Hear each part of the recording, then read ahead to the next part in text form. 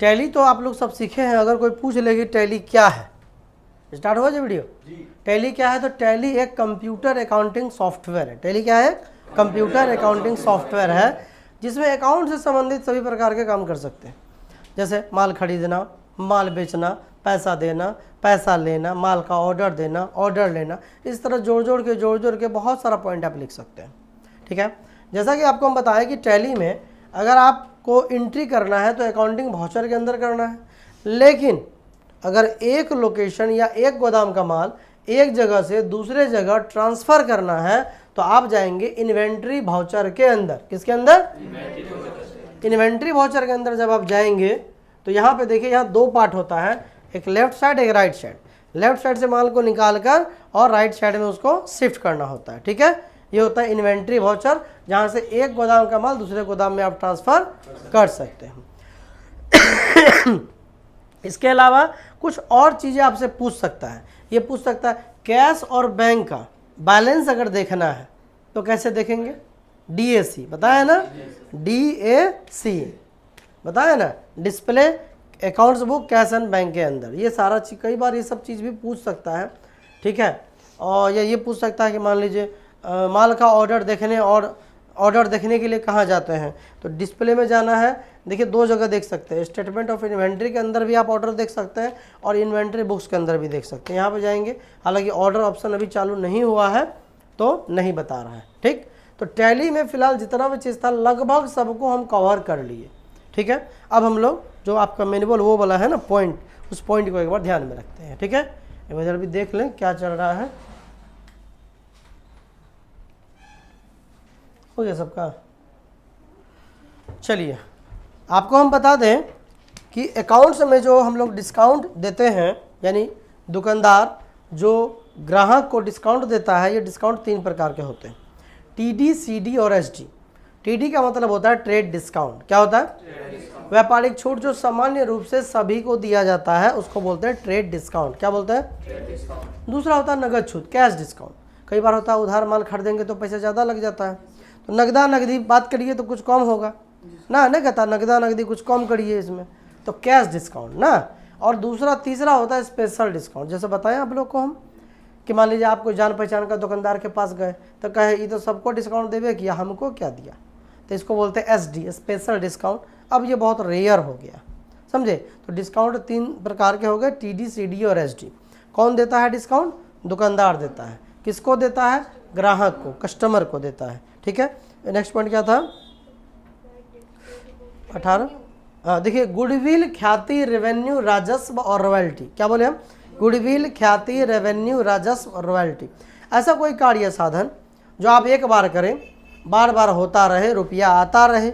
जैसे आप कोई गाना गा दीजिए, कोई किताब लिख दीजिए, कुछ आविष्कार कर दीजिए, तो इस तरह की चीज़ें अगर आप करते हैं तो एक बार आप करेंगे, वो जब तक इस दुनिया में उसका चलता रहेगा, मल्टीप्लिकेशन होता रहेगा, आपको रुपया आता रहेगा।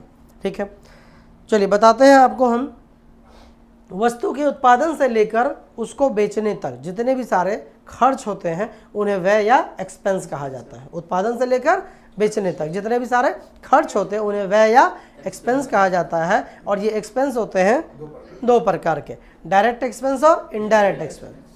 तो बताइए वेजेज कौन सा एक्सपेंस है, डायरेक्ट है या इनडायरेक्ट है। मजदूरी नहीं, वो डायरेक्ट है। मजदूरी तो कभी कभी देते हैं, किसी को सैलरी देते हैं, ये कौन सा एक्सपेंस है, ये इनडायरेक्ट है। यानी ऐसा खर्च जो पता है कि हर महीने होगा ही होगा, इनडायरेक्ट एक्सपेंस। अचानक होने वाला कोई भी खर्च कौन सा एक्सपेंस, डायरेक्ट एक्सपेंस ना। ऑफिस में कोई आ गया, ठंडा पानी का डिमांड कर दिया, एक बोतल 20 टका खर्चा करना पड़ गया, मंगाना पड़ा, ये डायरेक्ट एक्सपेंस हो गया। उसी तरह इनकम भी होता है ना। आप बताइए आपका गोदाम है, घर को गोदाम बना के भाड़ा लगा दिए हैं, तो गोदाम से जो रेंट आएगा तो हर महीने आएगा, तो ये कौन सा इनकम होगा, इनडायरेक्ट इनकम। अब विद्यार्थी सब आया परीक्षा देने 2-4-5 दिन कभी कभार रख लेते हैं हम लोग, तब हो जाता है डायरेक्ट इनकम। क्या होता है, अचानक कोई भी, जैसे हम कहीं काम कर रहे, कमीशन आ गया, डायरेक्ट इनकम। सैलरी आया, इनडायरेक्ट इनकम। समझ गए, तो इनकम। अच्छा, इनकम किसे कहते हैं, मतलब लाभ किसे कहते हैं, प्रॉफिट किसे कहते हैं ना। तो विक्रय मूल्य घटा क्रय मूल्य बराबर लाभ, आप कई बार पढ़े हैं। यानी बेचे हुए सामान का मूल्य में खरीदे हुए सामान का मूल्य को घटाने के बाद जो शेष राशि बचता है उसे हम कहते हैं लाभ यानी कि प्रॉफिट। तो बताइए डॉक्टर, वकील, इंजीनियर, साइंटिस्ट किस ग्रुप के अंदर आते हैं? पेशा यानी प्रोफेशन के अंदर। इसको लाभ नहीं होता, इसको इनकम होता, आय होता है। क्या होता है? चलिए, वस्तु की खरीद बिक्री के साथ साथ वस्तु का उत्पादन करना क्या कहलाएगा? व्यवसाय यानी कि बिजनेस। क्या कहलाएगा? इसी को खाली लगता है पढ़ाई, आप लोग को नहीं पढ़ाई लगता है ना। पढ़ाई सबको, आप लोग जवाब दीजिए, समझे? चलिए, केवल खरीदेंगे बेचेंगे तब क्या कहलाएगा? ट्रेड। क्या कहलाएगा? चलिए, व्यापार या व्यवसाय में पूंजी कौन लगाता है? मालिक ना। अच्छा बताइए, मालिक अगर एगो हो तो उसको क्या बोलेंगे? राहुल उसको क्या बोलेंगे? मालिक एगो हो तो प्रोपराइटर। क्या बोलेंगे? एकांकी व्यापारी या प्रोपराइटर। और जब बहुत सारे व्यक्ति मिलकर किसी कंपनी का शेयर खरीदते हैं तो क्या बोलते हैं उसको? अंशधारी यानी कि शेयर होल्डर। और 2 4 5 लोग मिलकर जब कोई काम में पैसा लगाए पूंजी, तब पार्टनर्स। क्या बोलते हैं? मालिक का 3 काम होता है। मालिक का 3 काम। पहला क्या होता? पूंजी लगाना। पहला क्या होता? दूसरा संचालन करना, और तीसरा लाभ और हानि का हकदार होना। यही ना होता है मालिक का काम। ठीक है। पूंजी के रूप में मालिक क्या लगाता है? रुपया, पैसा और संपत्ति लगाता है। क्या लगाता है?